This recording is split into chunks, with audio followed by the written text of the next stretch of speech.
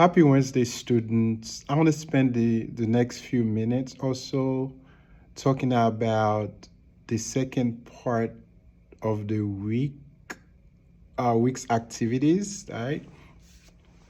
Um, Once again, the topic is the writing process and the real and the unreal. So in our textbook, I have assigned two chapters, chapter 6, that deals with instructions about how to recognize facts, misinformation, and lies. Especially, the internet is vast, Google is vast. Doesn't mean everything that you see, everything that you encounter online is accurate, or everything that you read, you research as a basis of truth. So therefore, when you read, when you engage online sources and resources, you want to double check, make sure you're not reading a lie, or you'll be able to differentiate between facts, fake news, and lies. Mark Twain says a lie can travel halfway around the world while the truth is putting on its shoes. So there's something dangerous. There's something attractive, believe it or not, about lies, misinformation, and fake news. There's a way fake news and lies, misinformation capture our attention, even lead the best people, right? The smartest people that we know, astray from the truth. So this chapter 6, deals with that. You see, as you're reading, researching,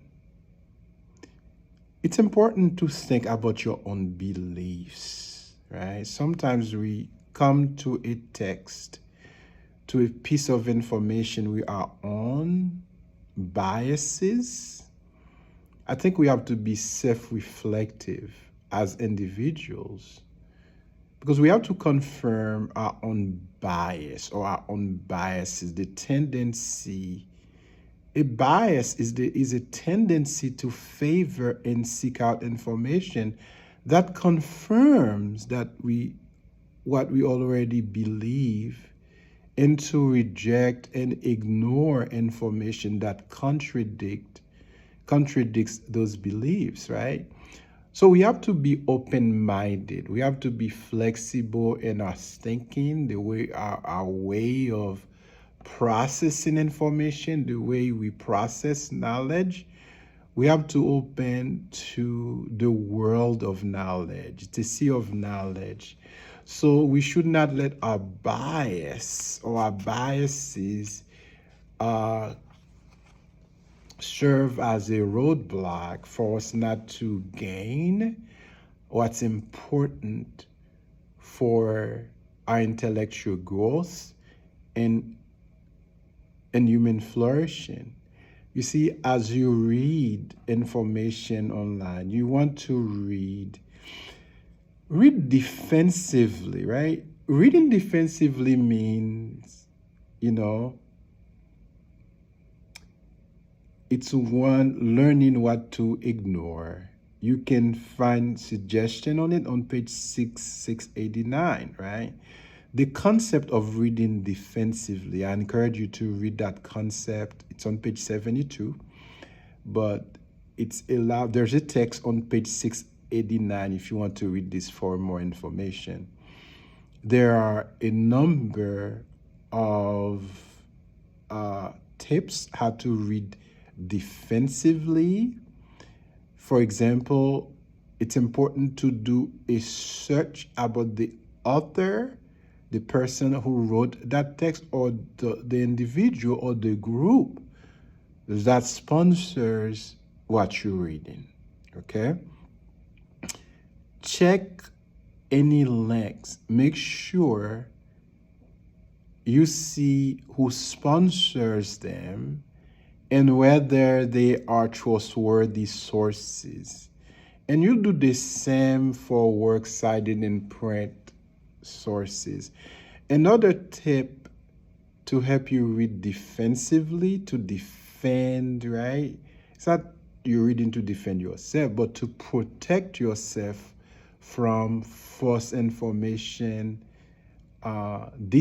misinformation, lies, okay, is to be careful of over-the-top headings, right? You see, over-the-top headings often serve as what we call they serve like little guides to draw you in, to deceive you, to take you to places you want to be. Next, you want to pay attention to the design. So be wary if it looks suspicious. But do not assume that a professional looking design means this source is accurate. In fact, that's how they get people. Okay? So an important subject matter that is introduced to us on page 75 is to fact check photos and videos. Fact check photos and videos, okay? Now, an association to that, okay? What's on page 75 all the way to 77, okay? 2 pages. I want you to, that's for Sunday, May 26th, I want you to find a photo or an image on Google that is authentic. Second, you're going to find a copy of the same image or the same photo that is fake or inauthentic. You're going to write a 350 word description by comparing both images and photos. So, for example, you might want to know what is authentic about this photo. What makes this photo or this image fake or inauthentic? What criteria did you employ to test its authenticity? What criteria did you use to detect its authenticity? So this assessment is due this coming Sunday at 11:59. I have also reassigned chapter 7. It's called Writing Processes from page 80 to 98. I've also, the last piece that I have assigned is Literary Analysis Sample Paper.